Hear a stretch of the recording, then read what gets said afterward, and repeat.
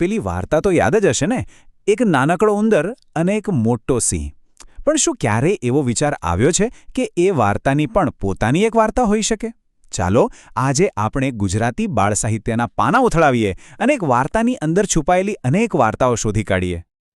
યાદ છે એ બાળપણ, જ્યારે જાનવરો વાતો કરતા હતા અને દરેક વાર્તાના અંતે આપણને કંઈક મોટું શીખવા મળતું.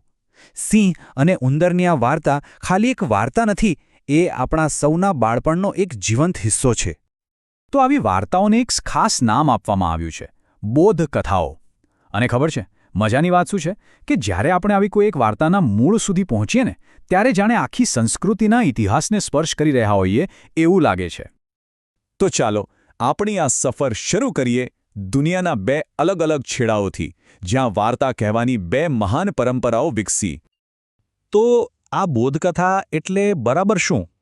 એકદમ સાદા શબ્દોમાં કહીએ તો એ એવી ટૂંકી વાર્તાઓ છે જેમાં પ્રાણીઓ આપણી જેમ જ વિચારે છે, વાતો કરે છે અને છેલ્લે આપણને જીવનનો કોઈ મોટો બોધપાઠ શીખવી જાય છે. અને અહીંયાથી જ વાત બહુ રસપ્રદ બને છે. જો પશ્ચિમમાં છે પ્રાચીન ગ્રીસની ઈસોપની બોધકથાઓ, એ આપણને રોજિંદા જીવનમાં કામ લાગે એવું ડહાપણ શીખવે છે. અને બીજી બાજુ પૂર્વમાં છે આપણા પ્રાચીન ભારતનું પંચતંત્ર, જે આપણને નીતિ શીખવે છે, એટલે કે જીવન જીવવાની શાણપણભરી રીત. એક બાજુ સીધી સાધી સ્વતંત્ર વાર્તાઓ, તો બીજી બાજુ વાર્તામાં વાર્તા, અને એમાં પણ પાછી વાર્તા, એકદમ ગૂંથાયેલું માળખું. સારું, તો ચાલો હવે આપણી એ જ જાણીતી વાર્તા પર પાછા ફરીએ, સિંહ અને ઉંદરની વાર્તા, અને જોઈએ કે સમય અને જગ્યા બદલાતા એ કેવા કેવા નવા રૂપ લે છે. આ તો એ જ વાર્તા છે જે આપણા સૌના મગજમાં છપાયેલી છે, બરાબર ને? એક ઉંદર ભૂલથી સિંહને જગાડી દે. સિંહ ગુસ્સે થાય, પણ પછી દયા ખાઈને જવા દે. અને પછી જ્યારે સિંહ પોતે ઝાડમાં ફસાય, ત્યારે પેલો જ નાનકડો ઉંદર એને બચાવે છે. એકદમ સીધી પણ બહુ જ અસરકારક વાત. અને એનો બોધ પણ એટલો જ જાણીતો છે, દયા ક્યારે નકામી જતી નથી. એકદમ સાચી વાત.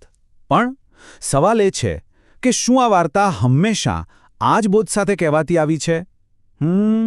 જવાબ કદાચ થોડું આશ્ચર્ય પમાડશે.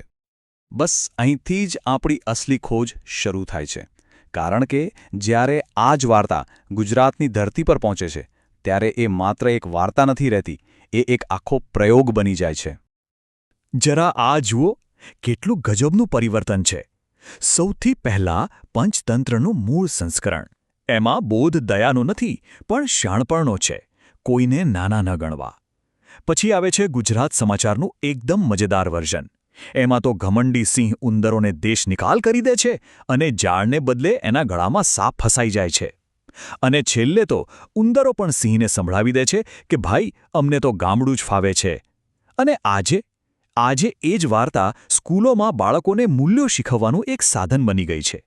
જુઓ તો ખરા, એક જ વાર્તા પણ કેટલા બધા અલગ અલગ રંગ અને અર્થ.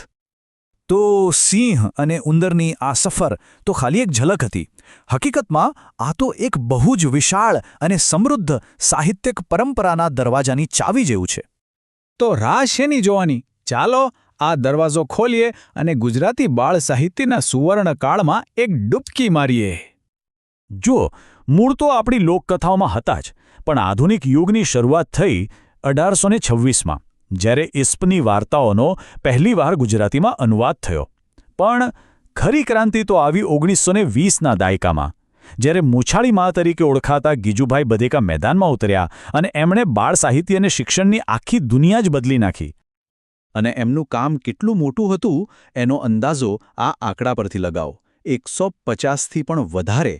હા, ગીજુભાઈની સંસ્થા દક્ષિણામૂર્તિએ એટલા બધા બાળ પુસ્તકો પ્રકાશિત કર્યા કે આવનારી કેટલીય પેઢીઓ માટે વાર્તાઓનો એક અમૂલ્ય ખજાનો તૈયાર થઈ ગયો. અને એવું નહોતું કે ખાલી બોધકથાઓ જ હતી. ના, એ સમયમાં તો બાળકો માટે જાત જાતનું સાહિત્ય રચાવા લાગ્યું. કવિતાઓ અને જોડકણાં, બાળ નાટકો, રોમાંચક વિજ્ઞાન કથાઓ, સાહસથી ભરપૂર નવલકથાઓ. જાણે ગુજરાતના બાળકો માટે વાંચનનો એક આખો ઉત્સવ શરૂ થઈ ગયો હતો. તો આ બધી વાતો પરથી આપણે ક્યાં પહોંચ્યા? સિંહ ઉંદરની પેલી નાનકડી વાર્તા અને બાળ સાહિત્યના આટલા મોટા ઇતિહાસનો આખરી બોધ શું છે? અરે, બોધ તો એ જ છે, જે રીતે એક નાનકડો ઉંદર એક મહાન સિંહને બચાવી શકે છે, બસ એ જ રીતે બાળ સાહિત્ય જેવી નાની લાગતી વસ્તુ પણ આખા સમાજ અને સંસ્કૃતિને ઘડવાની અને સાચવવાની જબરદસ્ત તાકાત રાખે છે. અને આ વાત આપણને ફરી પાછા પંચતંત્રના એ મૂળભૂત સત્ય પાસે લઈ જાય છે. આ સંસારમાં કોઈને પણ તુચ્છ ન ગણવા. વિષ્ણુ શર્માનો સદીઓ જૂનો આ સંદેશ આજે પણ એટલો જ સાચો છે. પછી ભલે એ કોઈ નાના જીવ માટે હોય કે પછી સાહિત્યના કોઈ સ્વરૂપ માટે. એટલે અંતે તો વાત એટલી જ છે કે આ વાર્તાઓ ખાલી મનોરંજન માટે નથી. એ તો આપણી ભાષાને જીવંત રાખે છે, આપણામાં મૂલ્યોનું સિંચન કરે છે અને આપણી સંસ્કૃતિનો એ વારસો છે જે એક પેઢીથી બીજી પેઢી સુધી વહેતો રહે છે. તો ચાલો, જતા પહેલાં એક સવાલ પર વિચારીએ. આપણા સૌના બાળપણમાં સાંભળેલી એવી કઈ નાની વાર્તા છે જેણે જીવનનો સૌથી મોટો પાઠ શીખવ્યો હોય? કદાચ એનો જવાબ જ આપણને એ નાની વાર્તાઓની મોટી તાકાતનો સાચો પરિચય કરાવશે.